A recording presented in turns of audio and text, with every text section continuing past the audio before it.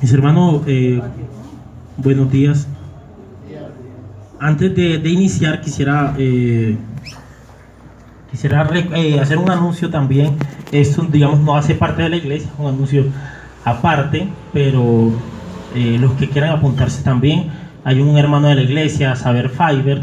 Él pues, está en un proyecto deportivo en una universidad y pues ha querido trabajar con algunos hermanos jóvenes, mujeres, algo de deporte y algo de capoeira, enseñar algo. Así que el sábado vamos a comenzar algunos allí donde hacemos la actividad evangelística, allí enfrente, al lado del salón de los niños, ahí en la vía pública. Vamos a comenzar algunos pues a ejercitar el cuerpo. Los que están un poquito gorditos, en el caso mío que debo rebajar un poco, pues si se quieren animar, pues a las 2 de la tarde estaremos allí. Pues la idea, mis hermanos, es pues ejercitarnos un poco, y el ejercicio para poco es provechoso, pero por lo menos tiene algo de provecho en comparación al ejercicio espiritual, ¿no? El ejercicio físico, el ejercicio espiritual aprovecha más, pero el físico es un poquito provechoso, nos sirve.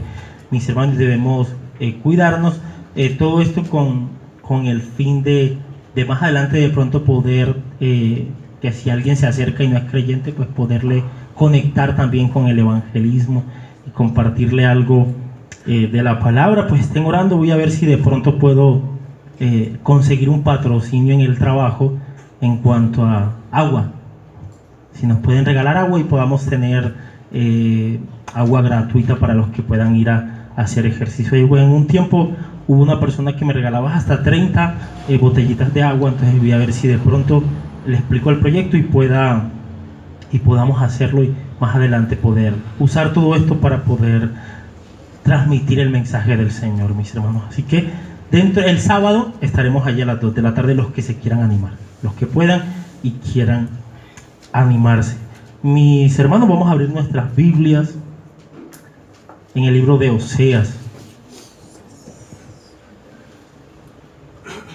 Antes de leer, mis hermanos, quisiera que oráramos al Señor para que sea Dios guiándonos.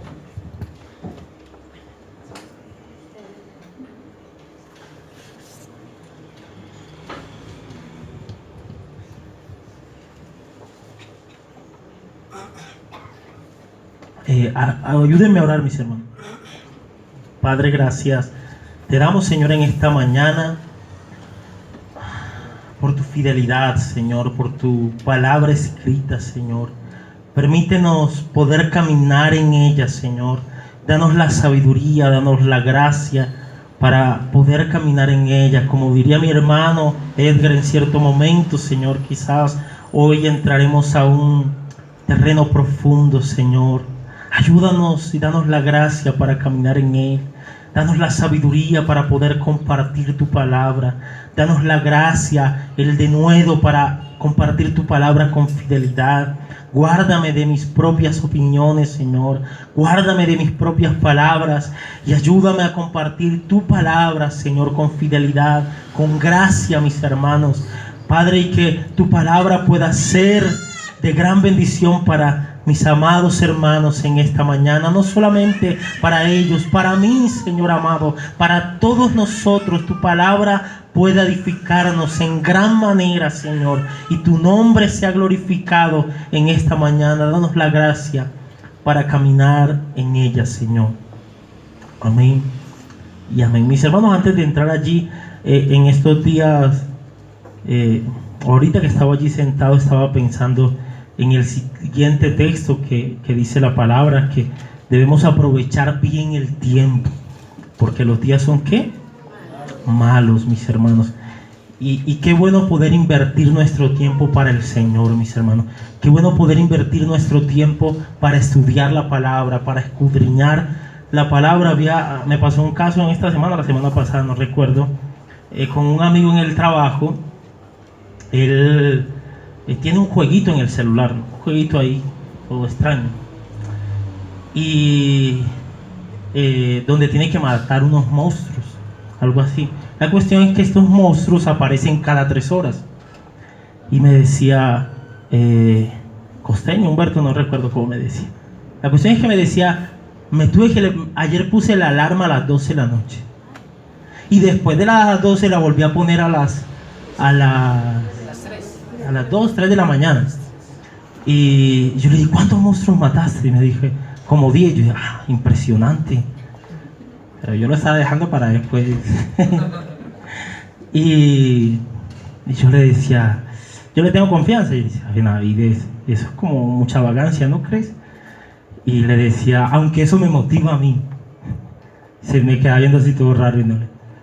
Y yo decía en mi corazón, porque bueno, si una persona invierte su tiempo para cosas tan pasajeras y sin importancia como esa, cuánto más nuestras vidas deben desgastarse, mis hermanos, e invertir nuestro tiempo en lo que tiene valor eterno, que es la palabra de nuestro Dios, que es la palabra de Dios. Yo le decía, me siento motivado, y a veces lo molesto. ¿Y cuántos monstruos mataste? Y me dice, llevo 12. ¿Y cuántos salen? Por ahí unos 600. No te está yendo tan bien.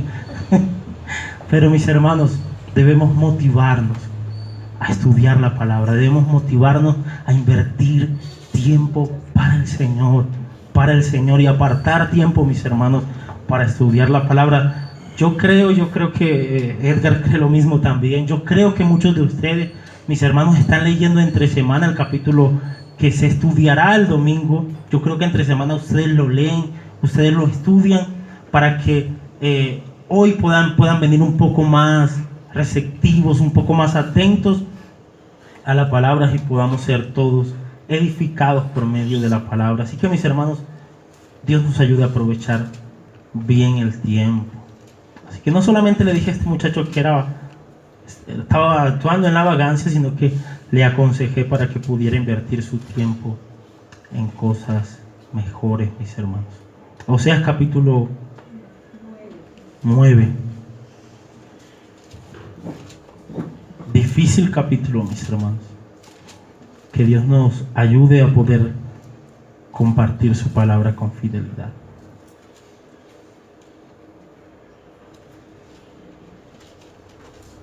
Oseas. Ahí, 9. Dice la palabra, mis hermanos. Yo voy a leer uno, ustedes leen el otro, ¿vale? No te alegres, oh Israel, hasta saltar de gozo como los pueblos, pues has fornicado apartándote de tu Dios, amaste salario de ramera en todas las eras de trigo.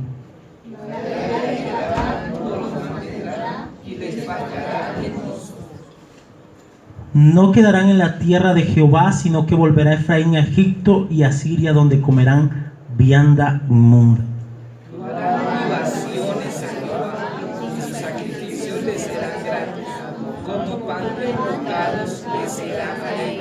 Todos los que coman de él serán inmundos.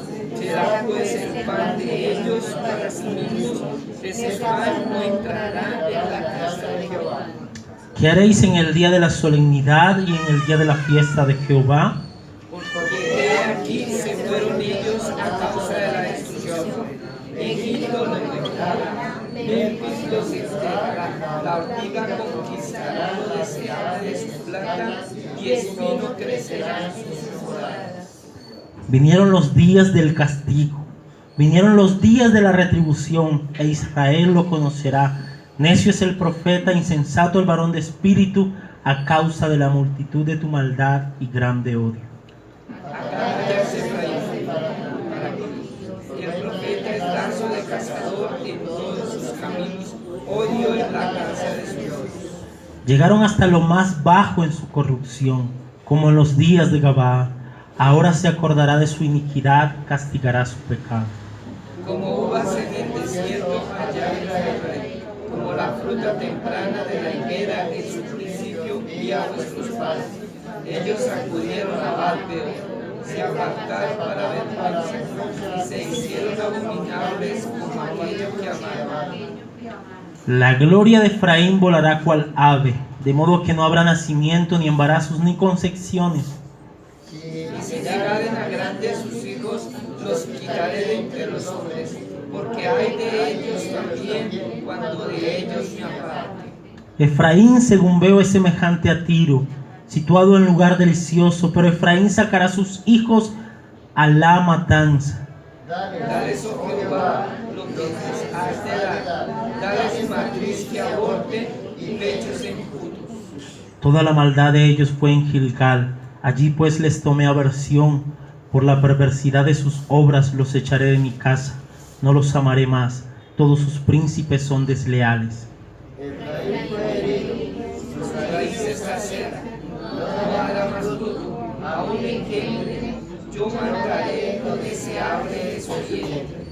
Mi Dios los desechará, porque ellos no lo oyeron, y andarán errantes entre las naciones. Tremendo, ¿no? Dicen algunos estudiosos que de hecho hasta el sol de hoy se cree que hay más judíos en Nueva York que en Jerusalén. Andarán errantes. Mis hermanos, Dios añada bendición a su palabra, así que leamos desde el versículo 1 rápidamente para recordar lo que vimos. Dice: no te alegres, oh Israel, hasta saltar de gozo como los pueblos, pues ha fornicado apartando de tu Dios, amaste salario de ramera en todas las eras de trigo. Israel no debía alegrarse. ¿Por qué, mis hermanos? Porque lo que él estaba haciendo no era un motivo de alegría, era un motivo en realidad de tristeza, porque estaba ofendiendo a su Dios. Estaba participando en cultos paganos para supuestamente agradecer a sus falsos dioses, porque de ellos venía la provisión. El profeta le dice: no te alegres, como lo hacen las demás naciones. No te alegres.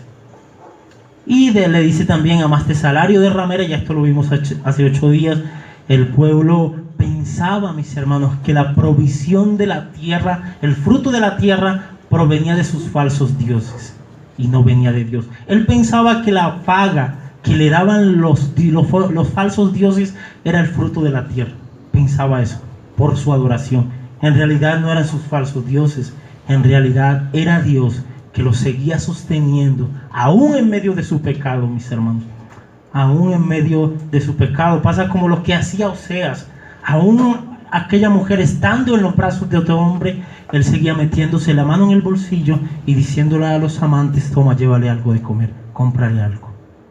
Dios, aún el pueblo estando en su pecado, él seguía sosteniéndolos, pero iba a llegar un momento en que derramaría su ira sobre ellos. La era y el lagar no los mantendrán, y les fallará el mosto. El fruto de la tierra no los iba a abastecer, mis hermanos. ¿Y por qué? Porque ellos serían exiliados de la tierra donde estaban. Verso 3: no quedará en la tierra de Jehová, no quedarán en la tierra de Jehová, sino que volverá Efraín a Egipto y a Siria, donde comerán vianda inmunda. El pueblo no iba a permanecer en la tierra. ¿Recuerdan lo que dice Matthew Henry? Aquellas personas que no se someten a la ley de Dios no pueden tener la expectativa de habitar la tierra. No pueden tener la expectativa. Aquel pueblo desechó la ley de Dios, mis hermanos. Así que no podía mantener la expectativa de permanecer en la tierra. Sería sacado de la tierra, y cuando fuera exiliado iría a Siria, mis hermanos. Allí comerían vianda inmunda, o comida que ceremonialmente para un judío era inmunda. Yo les decía que posiblemente en Asiria comerían un chicharrón, como en la costa, un chicharrón con envuelto de yuca, en mi caso que soy costeño. En el caso de ustedes no sería con qué, pero comerían un chicharrón, que para un judío el cerdo era inmundo, mis hermanos. Así que estarían obligados a algunas cosas fuera de su país, fuera de su región. Y les recordaba que irían a otro país, pero no como libres, sino como que secuestrados, mis hermanos. Yo les poníamos el ejemplo de los venezolanos, que ellos están acá pasando situaciones difíciles, no están en su país, pero no vinieron como cautivos de nosotros. No, pero en el caso de Israel sí fue cautivo. Así que estaba pasando por situaciones realmente difíciles como consecuencia de su pecado y como resultado del juicio de Dios. Mis hermanos, ¿por dónde voy? Dice: no harán libaciones a Jehová, ni sus sacrificios les serán gratos.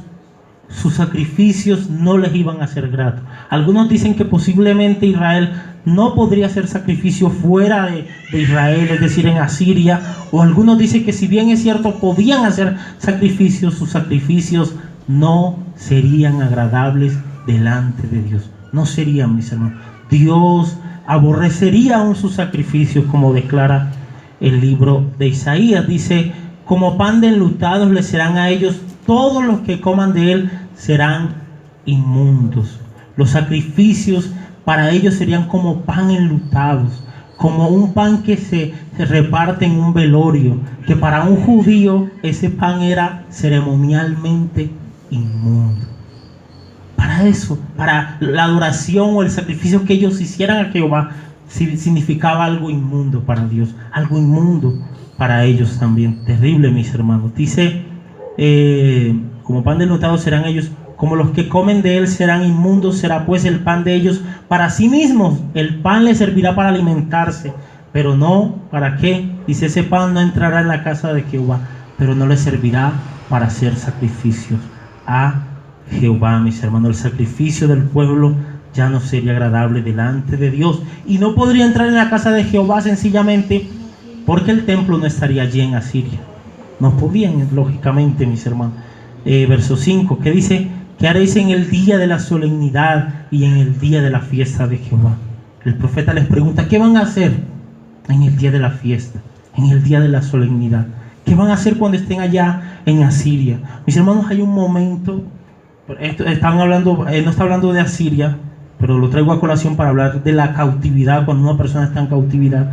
Hay un momento cuando el pueblo fue llevado a Babilonia cautivo. En el caso del reino del sur, fue llevado a Babilonia cautivo. Hay un momento en que ellos se sienten tan impotentes, mis hermanos, porque cuando están en Babilonia los obligaban a cantar las canciones de Sión, y para ellos era algo sagrado. Los obligaban porque querían agradarlos a ellos y no al Señor. Se sentían impotentes, y llega un momento que el salmista dice, presenta el sentimiento del pueblo y dice: ojalá Dios, oh Babilonia, ojalá Dios cogiera tus hijos y los estrellara contra la peña. Así dice el salmista. El sentimiento de impotencia que llenaba el corazón de un pueblo cuando estaba cautivo. Así que, mis hermanos, lo que viviría el pueblo sería realmente terrible. Verso 6, porque aquí se fueron ellos a causa de la destrucción. Egipto los recogerá. Recuerdan que decíamos que Egipto acá no se refiere que se irían directamente a Egipto, sino que se usa la palabra Egipto como un simbolismo para indicar que el pueblo volvería a ser cautivo, mis hermanos. El pueblo volvería a la cautividad. Dice: los recogerá Menfis, que era un lugar de Egipto, los enterrará. Nuevamente algo simbólico para indicar, mis hermanos, la cautividad que vendría al pueblo de Israel, específicamente al reino del norte. Dice: la ortiga conquistará lo deseable de su plata, y espinos crecerá en sus moradas. Por todas partes, mis hermanos, el pueblo sentiría las consecuencias de su pecado y el juicio del Señor. Dice: vinieron los días del castigo. Acá sí vamos a comenzar, mis hermanos, ya allí llegamos, o toqué algo de eso, pero vamos a partir de allí, valga la redundancia. Vinieron los días del castigo, verso 7, los días de la retribución, e Israel lo conocerá. Necio es el profeta, insensato es el varón de espíritu, a causa de la multitud de tu maldad y grande odio. Dice la palabra que el profeta declara: vinieron los días del juicio. Es como si el profeta decíamos hace 8 días, que es como si el profeta dijera, mis hermanos, por fin vinieron los días del juicio. Yo les decía, eso no lo hice para darles trabajo a los chicos que estuvieron anotando hace 8 días las palabras del juicio. Hace 8 días yo les decía que en un momento el pastor Juan José Pérez, un profesor en teología, pastor en Dominicana, él nos decía que comenzó a estudiar el libro de los profetas menores, mis hermanos, y comenzaba a ver allí la palabra juicio, el juicio de Dios. Pero él decía: ¿por qué yo no puedo ver? El Señor habla de juicio y de juicio, pero yo no termino de ver cuándo Dios lo derrama. Pero él entendía, mis hermanos, que era por la misericordia de Dios, esperando que el pueblo se arrepintiese. Pero llegaría un momento en que Dios derramaría su juicio sobre la nación de Israel. De igual manera, mis hermanos, va a haber un juicio global, un juicio general. Dios juzgará a todas las naciones de la tierra. Y hablamos de ese juicio, creemos en ese juicio, mis hermanos. Creemos que vendrá. Algunos piensan que está demorado, algunos piensan que ya no lo sabemos, solamente Dios lo sabe, pero entendemos que ese juicio no ha venido porque Dios no quiere que ninguno perezca, sino que todos procedan al arrepentimiento, mis hermanos. Pero sin duda alguna, ese juicio también vendrá. Dice el texto, vinieron los días de la retribución. Decíamos que la palabra hebrea da la idea, la palabra retribución en el hebreo da la idea de que el pueblo, mi hermano José, merecía este juicio. El pueblo merecía ser exiliado. El pueblo merecía que Dios los sacara de la tierra y los enviara cautivo a Siria. El pueblo merecía eso. Así que eso nos lleva a pensar que en Dios no hay injusticia, mis hermanos. En Dios no hay injusticia alguna. Y lo que el pueblo estaba pasando se lo merecía. Pues Romanos 6:23 dice que la paga del pecado es ¿qué? Muerte, trae consecuencias. Pues Deuteronomio 28, que este pueblo lo conocía claramente, enseña que hay grandes bendiciones para los que obedecen a Dios, pero hay grandes consecuencias para aquellos que desobedecen a Dios. Y este pueblo se había olvidado de su hacedor, había decidido, mi hermano segundo, olvidar la ley de Dios, desechar la ley de Dios. Así que Dios enviaría sus juicios. A manera de aplicación, mis hermanos, la Biblia presenta al hombre no como una víctima del pecado. Nunca. La Biblia no presenta al hombre como una víctima del pecado, como, pobrecito, no. La Biblia presenta al hombre como culpable y como merecedor del castigo eterno. Pero mis hermanos, en el caso del creyente, gracias a Dios por Jesucristo, porque Él se hizo propiciación por nosotros. Él recibió la ira del ofendido, la ira del Padre por nosotros. Que el Señor nos ayude. ¿Qué más dice el texto, mis hermanos? ¿Qué dice? Ayúdenme, verso 7 dice: vinieron los días de la retribución e Israel lo conocerá. Dice: necio es el profeta, insensato es el varón de espíritu. Mis hermanos, les decíamos que al parecer, decía hace 8 días, que al parecer allí no solamente estaba un hombre de Dios como sea, sino que también, por lo que dice el texto, habían profetas insensatos. Habían profetas que se la pasaban profetizando prosperidad y cosas bonitas. Pero mis hermanos, estos hombres eran hombres falsos, eran hombres movidos por un espíritu de mentira, eran hombres que no estaban viendo la realidad de Dios, que no estaban hablando en nombre de Dios, sino en nombre de ellos mismos, mis hermanos. Así que quizás fue una palabra difícil para Oseas, porque les colocaba el ejemplo que es difícil pararse en un lugar donde se hable de prosperidad y bendición, y alguien se pare y le diga: Dios te va a quitar el carro, la casa y todo, para que aprendas a confiar en Él. Les decía que posiblemente lo terminen apedreando a uno. Bueno, en ese momento, por un lado, los falsos profetas estaban diciendo quizás Israel va a ser bendecida, pues Efraín significa fertilidad, Israel va a ser bendecida. Pero por otro lado, el profeta Oseas, un hombre de Dios, está diciendo: no, Israel va a ser exiliado y va a experimentar el juicio de Dios.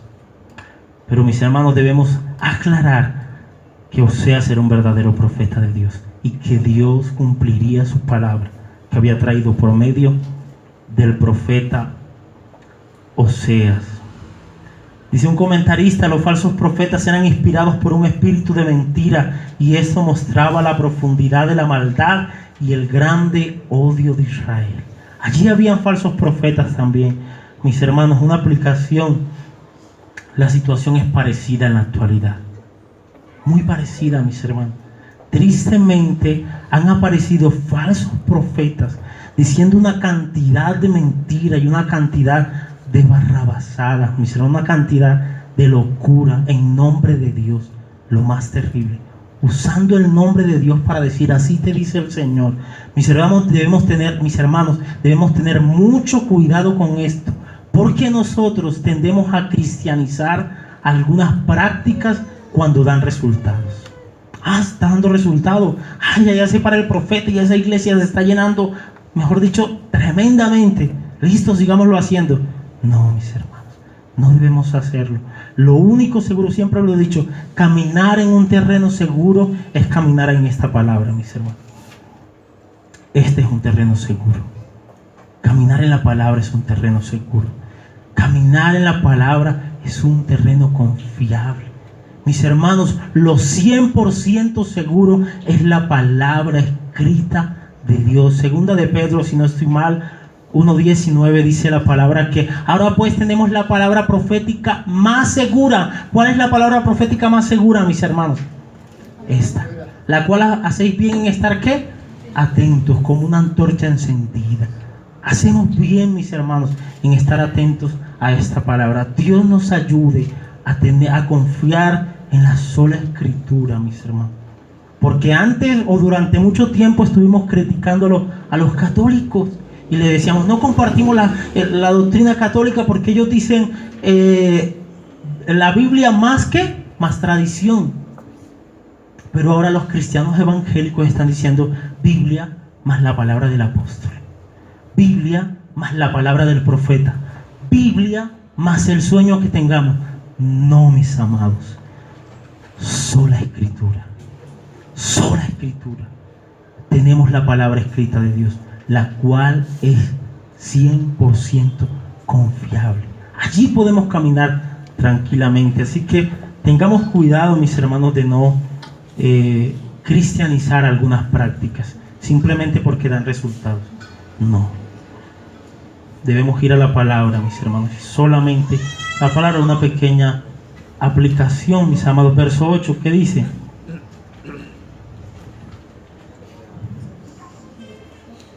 Verso 8, mis hermanos, ¿qué dice? Atalaya es Efraín para con Dios. El profeta es lazo de cazador en todos sus caminos. Oído en la casa de su Dios. Odio en la casa de Odio en la casa de su Dios. Odio en la casa de su Dios. Hay otra traducción que lo dice de la siguiente manera, mis hermanos. ¿Es Efraín centinela? ¿Es el pueblo de Dios un profeta? Por supuesto que no. Efraín no es profeta, porque no puede ver la trampa que está en su medio. Cuando dice Efraín, mis hermanos, no se está refiriendo solamente a la tribu de Efraín. Está usando el nombre Efraín para referirse a todo el reino del norte, a las 10 tribus del norte. Dice, Atalaya es Efraín, mis hermanos. Esta traducción se pregunta, ¿es Efraín o es Israel un centinela, un profeta? No. Mis hermanos, el pueblo estaba llamado a ser un atalaya, a ser un pueblo que advirtiera el peligro para las demás naciones. ¿Saben qué es lo triste de todo esto? Que el pueblo tenía todos los recursos para ser un excelente atalaya delante de las naciones vecinas, porque ellos tenían la palabra de Dios y ellos tenían verdaderos profetas entre ellos y podían advertir el peligro con toda claridad. Sin embargo, ¿qué pasó? No lo hicieron, no lo estaban haciendo. Ellos tenían los recursos, ellos tenían todo para ser un profeta para las demás naciones, para presentar el mensaje de Dios con claridad. Sin embargo, mis hermanos, ¿qué pasó? No lo hicieron. No lo hicieron. Y quiero ejemplarizar esto con la historia de un hombre en la Escritura, la historia de Saúl. Un hombre que tenía todas las características para ser un excelente rey. Sin embargo, ¿qué dice la palabra? Desobedeció a Dios y fue desechado. Y esto fue tremendamente doloroso. Yo creo que no solamente fue doloroso para Saúl, creo que fue más doloroso para Samuel. Dice la palabra que Samuel lloraba a Saúl casi todos los días, mis hermanos. Y tuvo que llegar un momento en que Dios le dice a Samuel, ya no llores más a Saúl, basta. Ya yo lo he desechado para que él no reine sobre Israel, ya no llores. Esto esto tuvo que ser doloroso, mis hermanos. Es como si ustedes vieran a un joven que tuviera toda la madera, digámoslo de esta manera, que vieran todas las características en él, que fuera una persona de buen testimonio, qué sé yo, otras características, gobierne bien su casa, sobrio, prudente, santo, justo. Hubieran esas características en este hombre y lo pusiéramos en el ministerio, pero apenas empezara su ministerio, fallara, pecara y fuera desechado. Dice un pastor en Dominicana, hablando acerca de Saúl, dice: lo que me impacta y lo que aterra mi corazón de esto es que en mi iglesia, por mi iglesia en Dominicana, le decía él, han pasado varios pastores. Decía varios pastores. Algunos de ellos están en otras iglesias, pero otros están en el mundo. Triste, mis hermanos, por haber desechado la palabra de Dios, por haber desechado la dirección de Dios. Señor, nos ayude, mis hermanos, porque es difícil hasta dónde puede llevar a una persona, hasta dónde puede llevar el pecado a una persona, hasta dónde puede llevar el pecado a una nación. Qué tragedias, mis hermanos, puede traer el pecado a una persona. Dice el texto: atalaya es Efraín para con mi Dios, el profeta es lazo del cazador, en todos sus caminos odio en la casa de su Dios. Lo que se esperaba de Israel no estaba sucediendo. Se esperaba que Israel fuera atalaya, no lo estaba haciendo. Se esperaba que Israel fuera un profeta para las naciones vecinas, que transmitiera el mensaje de Dios con claridad, no lo estaba haciendo. Y todo, mis hermanos, porque Israel había desechado la palabra de Dios y había decidido irse tras dioses falsos, irse tras sus amantes espirituales. Tremendo, mis hermanos. Verso 9. ¿Qué dice? ¿Llegaron hasta qué? Llegaron hasta lo más bajo en su corrupción. Como en los días de Gabaa, ahora se acordará de su iniquidad, castigará su pecado. Terrible, mis hermanos. Si nos quedáramos hasta allí y leyéramos el texto, quizás se nos escaparían muchos detalles, mis hermanos. Porque el profeta le está declarando y le está diciendo al pueblo, su corrupción ha llegado tan profundo. Y para explicar la profundidad de la corrupción del pueblo, Oseas, el profeta Oseas, usa un suceso histórico, mis hermanos. Un suceso lamentable, triste, que había sucedido allí en la historia de Israel. Algo que al parecer, mis amados hermanos, era muy conocido por todos los israelitas. Es como si, Dios guarde, mis hermanos, es como si en nuestro país comenzaran a colocar bombas, comenzaran a matar policías y alguien se levantara y dijera: hemos vuelto a los días de Pablo Escobar, cuando la inseguridad se apoderó del país, cuando el terror se apoderó del país. Mis hermanos, si algún chico, aunque no vivió en el tiempo de Pablo Escobar, es raro el colombiano que no sepa acerca de la historia de Pablo Escobar y cómo estaba el país en ese momento. Bueno, en este caso era raro el israelita, el judío, que no supiera qué sucedió en los días de Gabaa. Porque, mis hermanos, lo que está haciendo el profeta es decir, su corrupción ha llegado tan profundo, pero él usa un ejemplo histórico para explicar hasta dónde ha llegado la corrupción de este pueblo. La pregunta es: ¿qué significan los días de Gabaa? ¿Será que Gabaa es una persona o un pueblo? Si es un lugar, si es un pueblo, ¿a qué tribu perteneció, mis hermanos? Bueno, para saber eso, mis hermanos, o para dar respuesta a esos interrogantes, es necesario ir ¿dónde? A las Escrituras. Pero como no quiero que les pase lo que le pasó a un hombre cuando Pablo estaba predicando y el sermón se extendió de una manera tan grande que el joven se durmió, se cayó de allá y ¡boom!, quedó muerto. No quiero que pase eso. Entonces yo tendría que leer 3 capítulos de la Biblia por lo menos para poderles explicar los días de Gabaa, pero no los vamos a leer por vuestra tranquilidad. No los vamos a leer, pero sí quiero traerlos algunos sucesos a colación. Así que como esto es un evento histórico, los días de Gabá, hay que acudir a un libro histórico de la Biblia, mis hermanos. Jueces, capítulo 19, capítulo 20 y capítulo 20 y capítulo 21 dan la respuesta de esto, mis hermanos. O pudiera tener una relación con eso. Les recomiendo que lo lean en sus casas y que puedan hacer la relación en sus casas. Sin embargo, voy a tratar de traer algunas cosas a memoria de lo que sucedió en esos 3 capítulos. Dice Jueces capítulo 19 que en ese momento hay un momento en que no había rey sobre Israel, y cuando no hay rey, cuando no hay alguien que ponga pare a las situaciones, ¿qué hace la gente?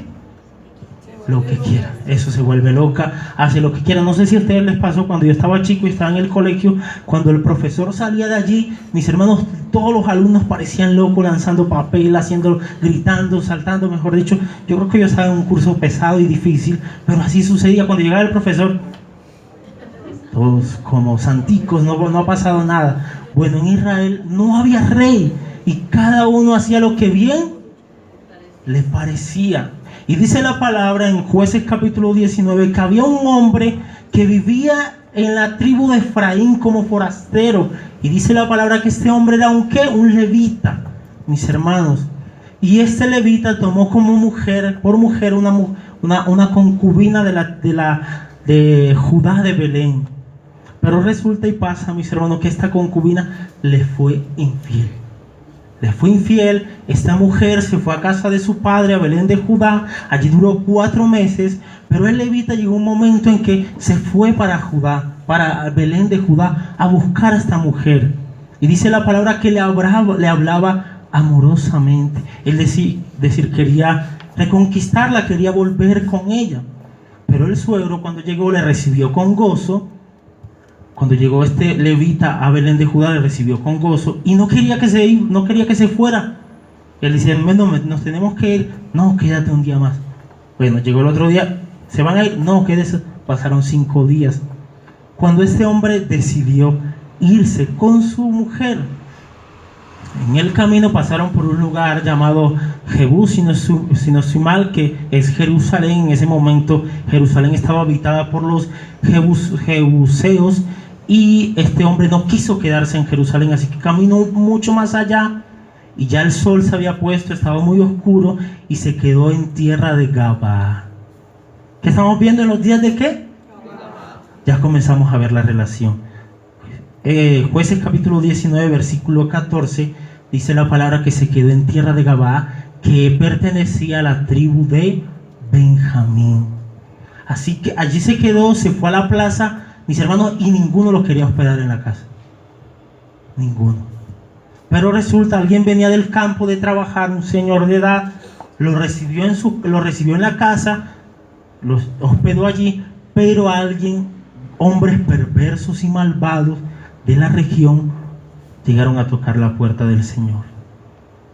Y le dijeron: sácanos al hombre, que queremos conocerlo. El texto original no dice queremos conocerlo. Lo que indica el texto original es queremos tener relaciones sexuales con ellos. El pueblo allí en la región de Gabá, al parecer habían caído en un pecado de homosexualidad terrible. Querían que le sacaran a aquel levita para poder tener relaciones con ellos. Pero el hombre de la casa dice: no hagan este mal. No hagan esto. Miren, yo tengo una hija virgen y tenemos esta mujer, la concubina. Si quieren se la damos. Llegan con ella lo que os parezca, lo que quieran hacer con ella. Dice un comentarista: la oferta del Señor parece indicar 2 cosas. La primera, que al parecer era muy importante la hospitalidad en ese tiempo, muy importante.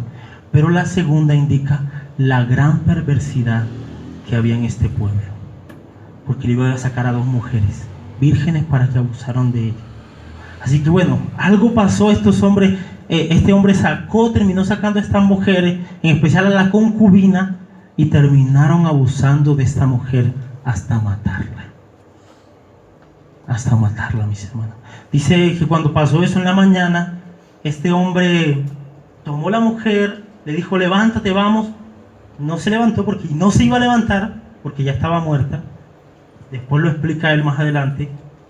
Se la toma en el asno y se la lleva hacia el pueblo. Alguien dice, pareciera indicar que el levita estaba pensando que aquella mujer estaba dormida. Otro hombre dice, pero yo creo que más bien es la frialdad de este hombre tratando un cadáver. Ya estaba muerta. Bueno, ven. Cuando llega a la casa, mis hermanos, este hombre a su casa, a su lugar, dice la palabra, corta a esta mujer en 12 pedazos, al cadáver, en 12 pedazos, y lo envía por toda la región de Israel. Esta mañana hablamos de la venganza, ¿cierto? De que el pueblo debía vengarse por lo que habían hecho. Entonces este hombre provoca un deseo de venganza casi en todo el territorio de Israel. Han hecho un gran mal y ustedes tienen que vengar esto. La mayoría de las tribus de Israel se reúnen, capítulo 20 del libro de Jueces. Se reúnen todas las tribus de Israel, mis hermanos. ¿Para qué? Para vengarse de lo que había sucedido. ¿Y saben qué pasa, mis hermanos? Terminan casi destruyendo una tribu del reino de Israel, la tribu de Benjamín. Solamente quedaron, creo que 600 hombres, si no estoy mal. No quedaron ni mujeres ni niños. Después se arrepintieron, capítulo 21, quisieron buscarle mujeres a estos hombres para que pudiera seguir la tribu de Benjamín, pero casi la destruyeron. Mis hermanos, el pecado allí fue realmente horrendo, realmente grosero. Cuando leí esto por primera vez, recién convertido, yo decía, uy, es impresionante esto, mis hermanos, impresionante. Pero ahora digo, ¿con qué los está comparando el pueblo? Oseas al pueblo. Ahora sí pueden entender, mis hermanos, como en los días de Gabaa, así llegó la profundidad de su corrupción. El pueblo había llegado a una corrupción tan tremenda que Oseas tiene que compararlo con esos sucesos, con lo que sucedió en Jueces 19, 20 y 21. ¿No les parece terrible, mis hermanos? ¿Hasta dónde puede llevar el pecado a una nación? ¿Hasta dónde puede llevar el pecado, mis hermanos, a un pueblo, a una persona? Las consecuencias son realmente terribles. Dice la palabra, llegaron hasta lo más bajo en su corrupción, como en los días de Gabaa. Ahora se acordará de su iniquidad, castigará su pecado. Pregunta, mis hermanos, ¿tiene razones suficientes el Señor, como siempre las tiene, para castigar a este pueblo? Sí las tiene. El Señor da la razón, mis hermanos. El Señor tiene todos los argumentos para castigar a este pueblo. Todo. Como también el Señor tiene toda la razón para enviar a alguien al infierno. Todas las razones. Pero en el caso de los creyentes, gracias a Dios por Jesucristo. Qué gran Salvador tenemos, mis hermanos. Qué gran Salvador tenemos. Que Dios envió a su Hijo para pagar nuestra maldad y nuestro pecado. Verso 10, ¿qué dice, mis hermanos?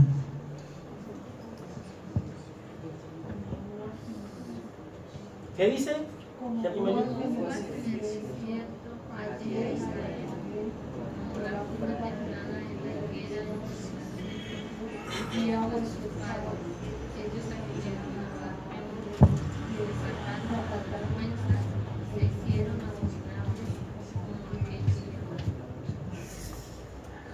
Muchas cosas interesantes en este verso, mis hermanos. Miren cómo lo dice la Nueva Traducción Viviente. Dice el Señor, oh Israel, dice el Señor, oh Israel, cuando te encontré por primera vez, fue como encontrar uvas frescas en el desierto.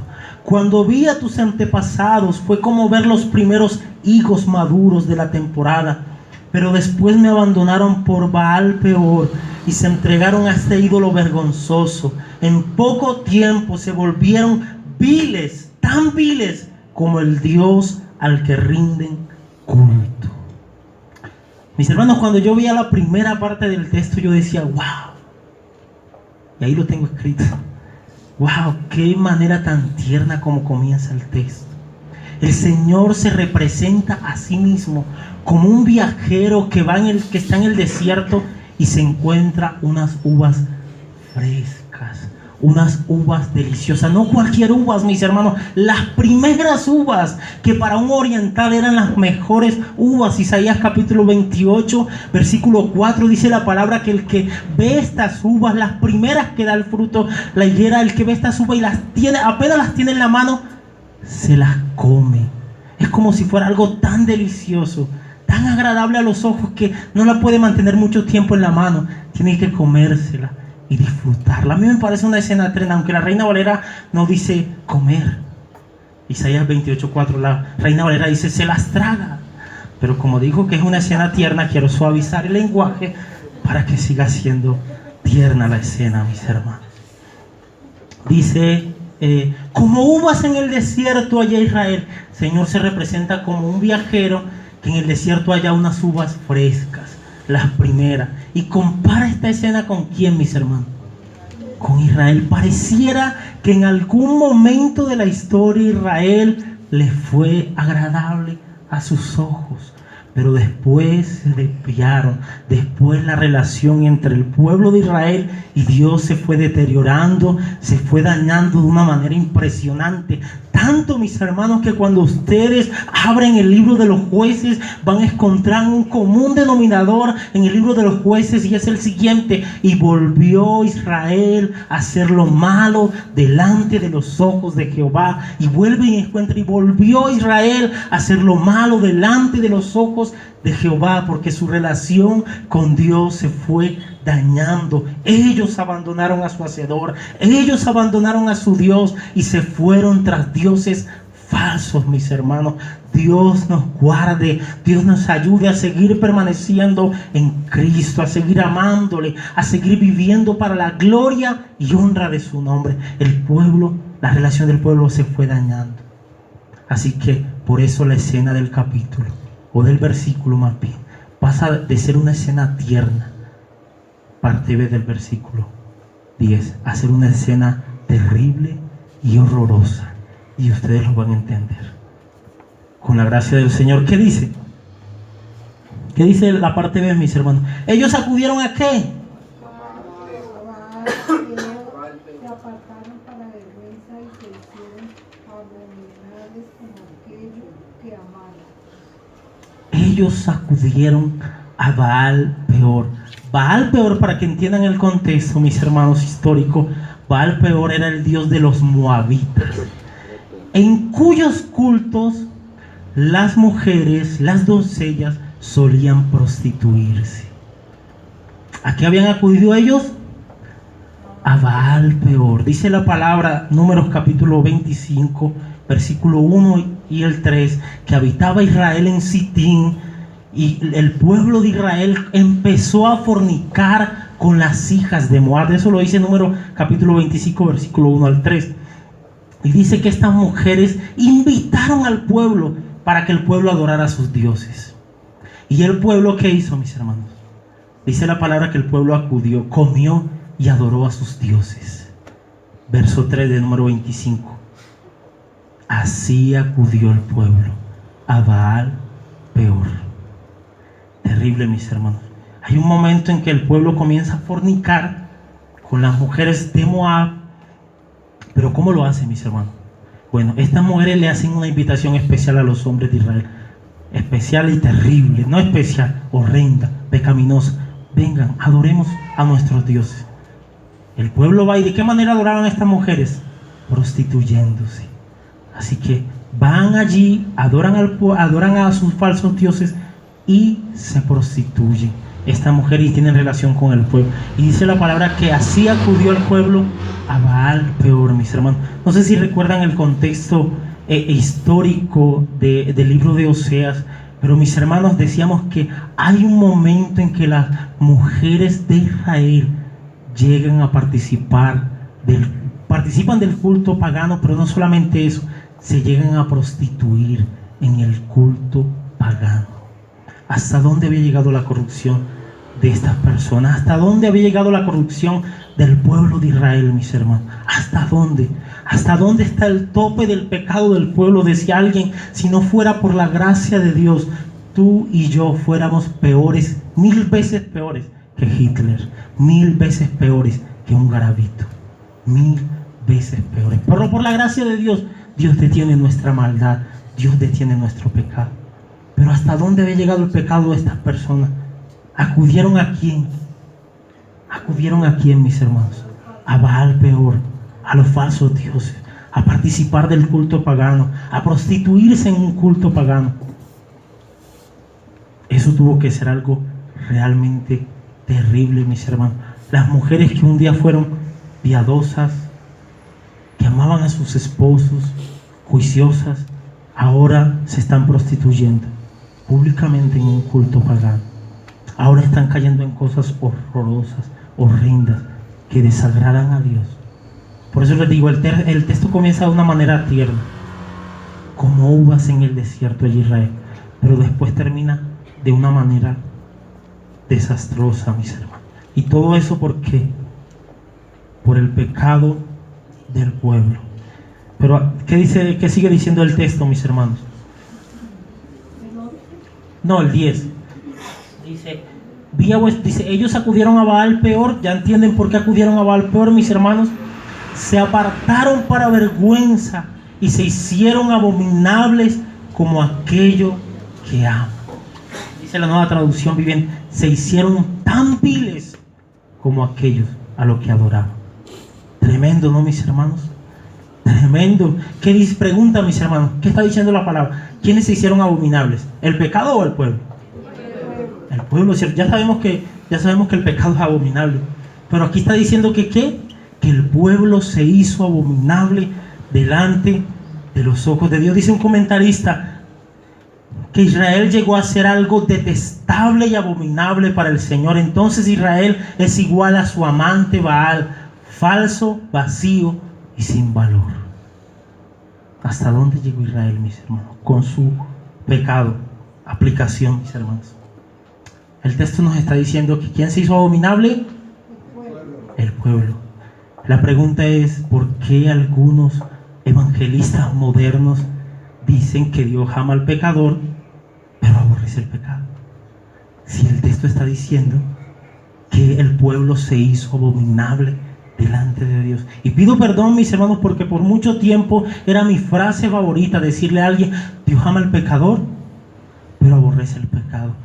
Por mucho tiempo hice una separación que la Biblia no hace, mis hermanos. Es como si le dijéramos, hermano José, usted es buena gente, usted es chévere, pero lo malo es el pecado. Pero tranquilo, porque eso es algo aparte. No, ya ve qué pena. Si fuera algo aparte, el Señor enviara solamente al infierno el pecado, ¿cierto? Pero como no es algo aparte, como a veces nos hacemos tan abominables como nuestro propio pecado, el Señor tiene que enviar no solamente el pecado, tiene que enviar al pecador al infierno. Pero gracias a Dios por Jesucristo. Gracias a Dios por nuestro Salvador. ¿Qué iba a decir mi hermana Miriam?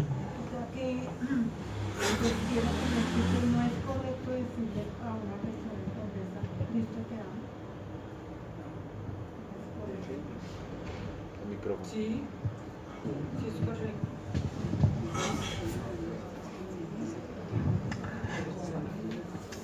Mi hermana, yo lo voy a responder de esta manera. Si es correcto o no es correcto decirle a una persona, Cristo te ama. Yo creo que esa persona no necesita escuchar que Cristo la ama en ese momento en su pecado. Esa persona necesita escuchar que es un pecador y que necesita arrepentirse. Cuando ella piense eso, va a entender que Cristo la ama. Y nosotros no debemos afanarnos por decirle eso, porque de hecho no es una práctica bíblica. No encontramos a un Pedro diciéndole a los 3,000 personas, Cristo los ama. No, arrepiéntanse. Si no se arrepienten, perecerán. Ese debe ser eso es el testimonio que vemos en la palabra. Y esa persona, si viene a Cristo, va a entender, como lo hemos entendido nosotros, que nosotros no fuimos los que amamos al Señor.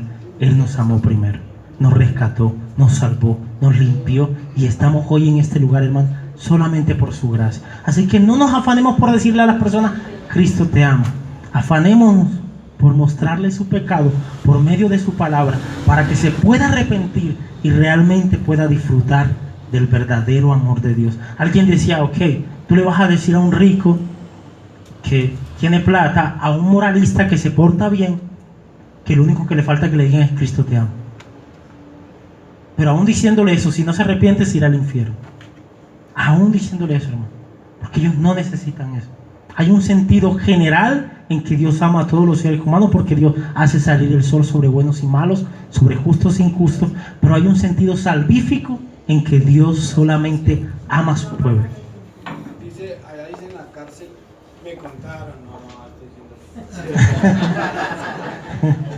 Dice, hay un aviso que en la entrada de la cárcel dice, aquí entra el hombre, no el delito. Ahí está. Bueno, ¿por dónde vamos, mis hermanos? ¿Verso qué? Verso 11. ¿Qué dice? La gloria de Efraín volará cual ave, de modo que no habrá nacimientos, ni embarazos, ni concepción. Antes de seguir, mis hermanos, quisiera traer también una aplicación en cuanto a esto. En cuanto a lo que decía que el pueblo se hizo abominable y detestable delante de Dios. Mis hermanos, ningún ser humano, escuchen bien, mis hermanos, y este es el problema de las más de 10.000 religiones en el mundo. Ningún ser humano podrá agradar al Señor por medio de sus obras. Ninguno. Si intenta hacerlo, seguirá siendo abominable delante de los ojos de Dios, delante de los ojos del Padre. Solamente hay una manera de serle agradable, estando en Cristo. Solamente hay un camino para ser agradable delante de Dios, estando en Cristo. Por eso entendemos, mis hermanos, que el creyente ha sido capacitado para hacer buenas obras, ha sido capacitado para agradar al Señor, pero no en sus fuerzas, sino en la obra del Señor. Verso 11, ¿qué dice, mis hermanos? De modo que no habrá nacimiento, ni embarazos, ni concepciones. Tremendo, ¿no? Dice, la gloria de Efraín volará cual ave. ¿Cuál era la gloria de Efraín, mis hermanos? ¿Cuál era la gloria de Israel? Dios era la gloria de Israel. Dios era la gloria del reino del norte. Lo que el pueblo tenía se debía solamente a la gloria del Señor, se debía solamente a la gracia del Señor. El pueblo no era un pueblo fructífero porque sí, no, era porque Dios lo había bendecido. El pueblo no era un pueblo fuerte porque sí, no, mis hermanos, era porque el pueblo lo había bendecido. Pero el texto dice, la gloria de Israel volará cual ave, mis hermanos. La gloria de Israel lo abandonará. El Señor abandonará a Israel, y eso es realmente terrible, y más adelante lo vamos a ver de una manera más clara. Tremendo, ¿no? La gloria de Israel volará, y eso traería consecuencias.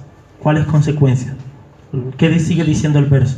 No habrá nacimiento, ni embarazos, ¿No habrá qué?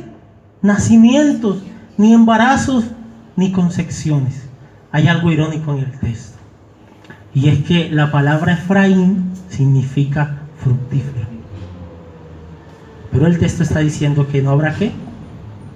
Nacimiento ni embarazo. Es decir, el fructífero será estéril, infructífero, si se puede decir. Terrible, ¿no? ¿Por causa de qué, mis hermanos? Por causa del pecado, y no solamente por causa del pecado, como consecuencia del pecado, mis hermanos, sino por causa del juicio de Dios. Dios derramaría su juicio, Dios derramaría su ira sobre este pueblo. Nada podría detener la ira de Dios. Mis hermanos, Dios trata el pecado seriamente, y lo estamos viendo por la palabra, seriamente, y Dios no ha cambiado. Como diría el pastor Sugel Michelén, hablando acerca de que aquellos hijos que desobedecían a los padres y tenían que ser muertos, apedreados, él decía, mis hermanos, si bien es cierto las leyes ya no están vigentes, pero Dios sigue pensando exactamente lo mismo. El hombre, el pecado necesita ser castigado. El pecado merece, no solo el pecado, el pecador merece ser castigado por el Señor. ¿Qué pasa ahora, mis hermanos? Gracias a Dios por Jesucristo. Gracias a Dios por nuestro Salvador. Mis hermanos, si no somos tratados por nuestras maldades, porque alguien murió por nosotros. Es porque alguien murió por nuestros pecados, es porque alguien, mi hermano, mi hermana, está tratando en nosotros, está purificando nuestras vidas, está cambiando nuestras vidas, está transformando nuestras vidas, y lo seguirá haciendo hasta el día de Cristo. Lo seguirá haciendo hasta el día que Cristo venga. Dios sigue tratando con seriedad el pecado, mis hermanos. Así como lo trató en este tiempo, lo sigue tratando, y el pecado trae consecuencias sobre la vida del ser humano. Si no, pregúntenle a David las consecuencias que vivió después de su pecado. ¿Qué más dice, mis hermanos? Miren, dice, antes de eso, dice un comentarista: el término fructífero dejará de caracterizar a Israel. El término fructífero dejará de caracterizar a Israel. Israel dejaría de ser un pueblo fructífero. Consecuencias, mis hermanos, y el juicio de Dios. Verso 12, ¿qué dice? Y si llegaren a grandes sus hijos, los quitaré de entre los hombres, porque hay de ellos también, cuando ellos me aparten. Tremendo, ¿no? Dice, en el texto anterior dice que no habrá nacimiento, ni embarazos, ni concepción. Pero si alguno se cuela por allí, si alguno nace, ¿qué va a pasar? Verso 12. Si llegaren a grandes sus hijos, los quitaré de entre los hombres. Posiblemente se está refiriendo a que morirían en la batalla, morirían en la guerra. Dice la palabra, los quitaré de entre ¿qué? De entre los hombres. Pero mis hermanos, todas las consecuencias que hemos visto en la tierra, en la comida, que estarían expuestos a comida inmunda, y todas las consecuencias que hemos visto en Israel, yo creo que la más terrible es la que sigue. Para mí la más terrible es esta: ay de ellos también cuando de ellos me aparte. Yo creo que lo más terrible que le puede pasar a una persona es que Dios se aparte de él. Lo más terrible que le pudo pasar al pueblo de Israel es que Dios apartara su presencia especial de ellos, para que ellos fueran tratados fuertemente en el exilio, para que ellos fueran tratados fuertemente por los asirios, mis hermanos. Dios se apartaría de ellos. Dios se apartó. Y miren lo que dice el texto: ay de ellos también cuando de ellos me aparte. Ese ay es de ¿qué, mis hermanos? De juicio. ¿Recuerdan los ay que hay en el Apocalipsis? Ese ay es de juicio, mis hermanos. Ay de ellos cuando de ellos me aparte. Lo peor que le puede pasar a alguien es que Dios no esté en su vida, que la presencia especial de Dios se aparte de ellos. Por esa razón, mis hermanos, el lugar más terrible del universo es el infierno, porque la presencia especial de Dios no está allí. La presencia especial de Dios se retira de allí, y lo que está en ese lugar es la ira de Dios ardiendo en su máximo esplendor. Eso es lo más terrible. Ay de ellos cuando de ellos me aparte. Dice un comentarista lo siguiente: Dios se aparta de un pueblo o de una persona cuando retira su bondad y misericordia de ellos. Cuando el Señor se va, ¿qué puede hacer la criatura? Aunque por el momento pareciera que permanecen las cosas buenas, sin embargo, si Dios se fue la bendición. Hasta los niños perecerán con sus padres. Terrible, ¿no, mis hermanos? Cuando Dios se va, hasta los niños perecerán. Todo el mundo perecerá si la presencia especial. Y dice el comentarista, aunque pareciera que las cosas están bien, que no ha pasado nada, cuando Dios retira su presencia, pero sí ha pasado mucho, mis hermanos. Dios significa todo lo bueno para nosotros. Verso 13, ¿qué dice, mis hermanos? Efraín es semejante a ti, situado en lugar vicioso, pero Efraín sacará sus hijos a la matanza. Dice la Nueva Traducción Viviente: sacará a sus hijos para ser masacrados. Terrible, mis hermanos. Dice, ¿cómo dice? Efraín, según veo, es semejante a ¿qué? Tiro significa roca. Israel estaba destinado a ser una roca, un símbolo de poder y gloria. Pero por causa de su pecado, la realidad de Israel era otra, mis hermanos. Israel estaba siendo deteriorado. Y esto, mis hermanos, no es injusticia de Dios, porque en Dios no hay injusticia alguna. El pueblo merecía estas cosas porque había actuado de una manera perversa y malvada delante de su Hacedor, delante de su Creador. Así que lo que se suponía Israel debía ser, un símbolo de gloria, un símbolo de poder para las demás naciones, ahora se vería como una nación débil, como una nación debilitada, que el pueblo de Asirio podía llegar, sitiarla, tomarlos y llevarlos cautivos a su tierra. Sería una nación que sería debilitada, mis hermanos. ¿Y por quién? Por el poder de Dios. Cuando en Números capítulo 25, versículo 3 dice la palabra: y así acudieron ellos a Baal Peor, dice, y la ira de Jehová se encendió sobre ellos. Mis hermanos, yo creo que la ira de Jehová se está encendiendo sobre ese pueblo del reino del norte. Yo lo creo y lo vemos por la palabra y estamos viendo las consecuencias. Dígame, mi hermano. O sea que, pues viendo esto aquí, Dios hizo el juicio ese ya con Hitler.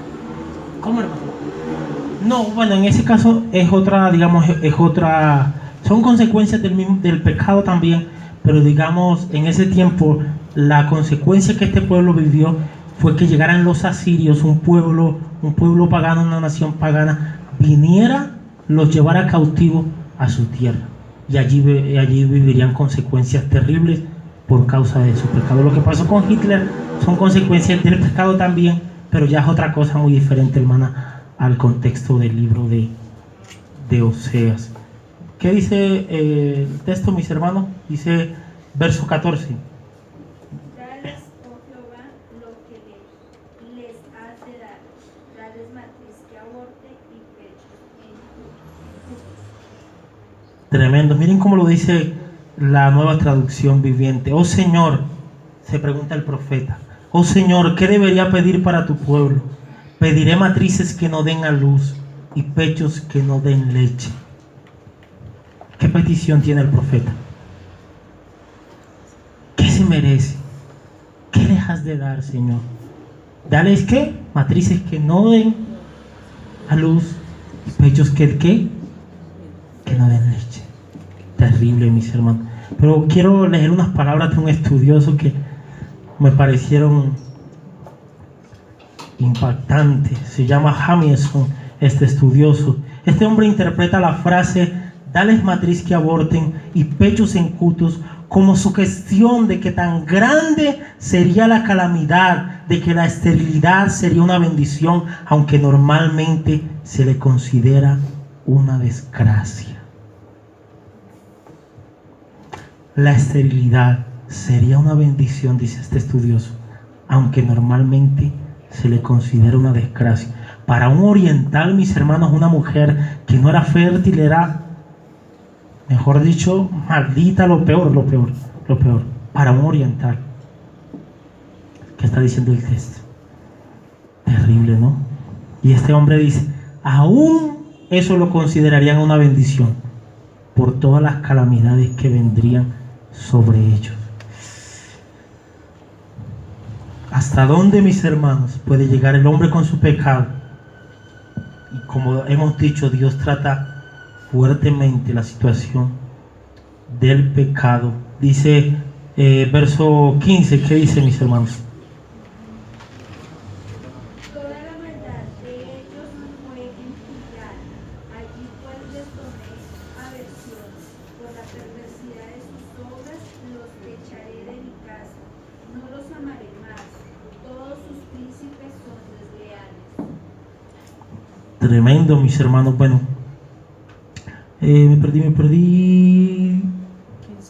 Gilgal era un lugar donde el pueblo había caído en pecado de una manera impresionante, donde el culto a Baal se había aumentado. Y quisiera leer un texto aparte, 4:15 de Oseas, dice: si fornicas tú, Israel, a lo menos no peque Judá, y no entréis en Gilgal ni subáis a Bet-Aben, ni juréis, vive Jehová. Porque en ese lugar, en Gilgal, mis hermanos, el culto a Baal se había aumentado de una manera terrible. Dice, miren lo que dice el capítulo 12, versículo 11, de ahí del libro de Oseas. ¿Es Galaad iniquidad?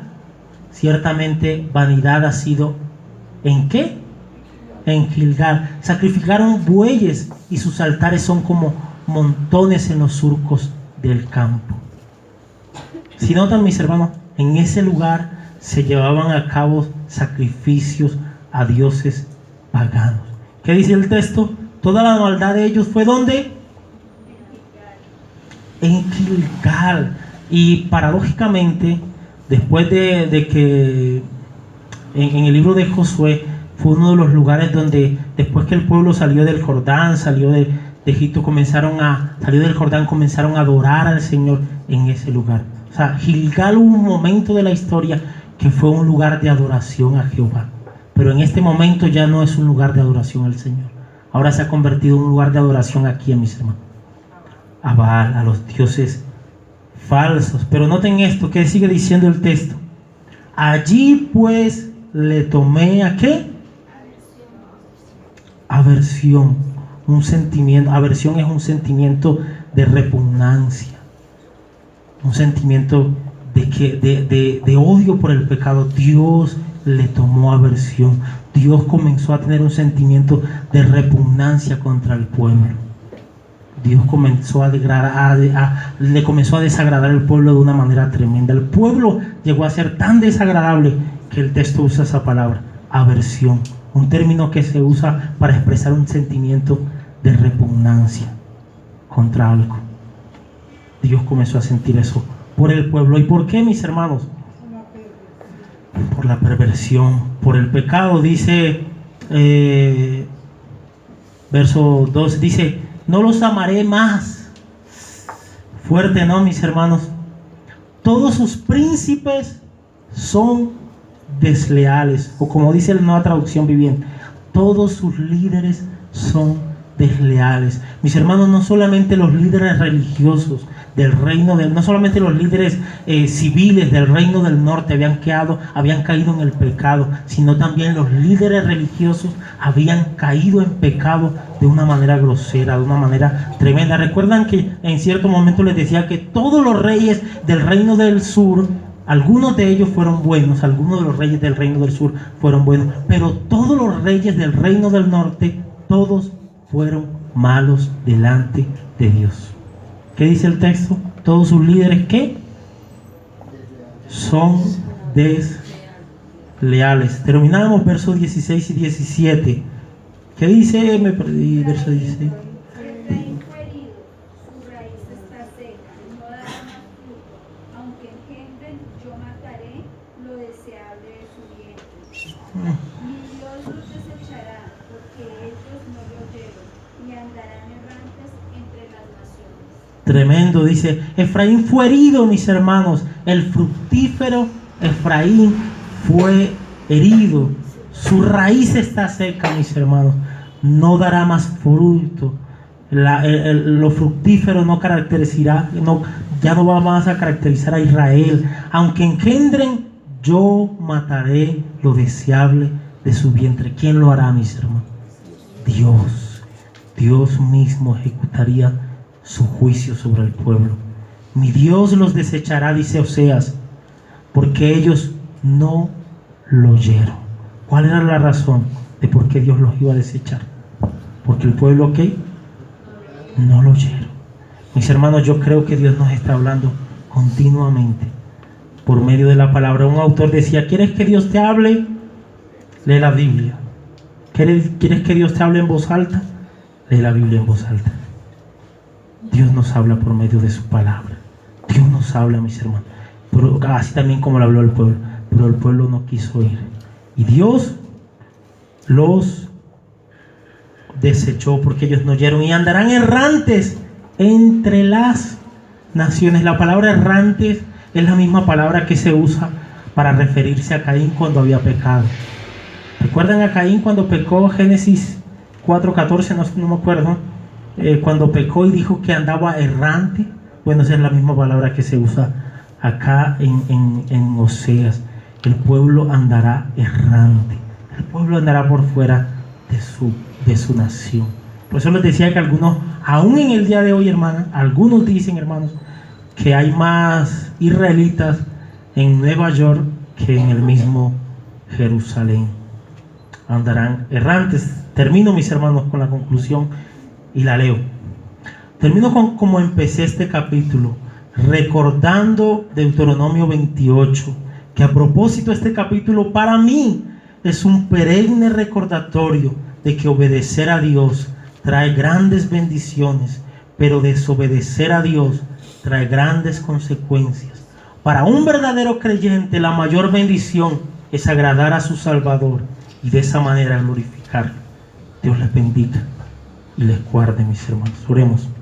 Padre, gracias te damos, Señor, por tu palabra. Gracias te damos por tu gran bendición, Señor. Gracias. Señor, yo pido que tu palabra pueda correr y ser glorificada y pueda nuestros corazones ser estremecidos por ella, Señor.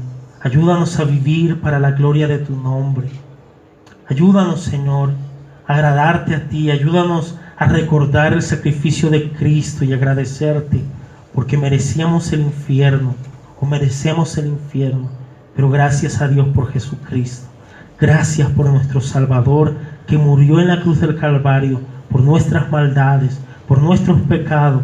Gracias por la obra de tu Espíritu que sigue santificando, transformando nuestras vidas de una manera impresionante. Señor, gracias. Gracias. Síguelo haciendo para la gloria de tu nombre. Obra en la vida de cada uno de mis hermanos, Señor, y bendíceles por el poder de tu inmensa palabra. Que tu palabra corra y sea glorificada, que sea como martillo que quebranta la piedra y como espada de doble filo que penetra lo más profundo de nuestros corazones, Señor. A ti la honra, la gloria y la alabanza, dándote gracias, Señor. Amén y amén. Mis hermanos, Dios les bendiga y les guarde. Creo que hay cooperativa hoy, ¿no? No hay cooperativa. Entonces, mis hermanos, salúdense en el amor del Señor y bendiciones, diría la Biblia, con ósculo santo.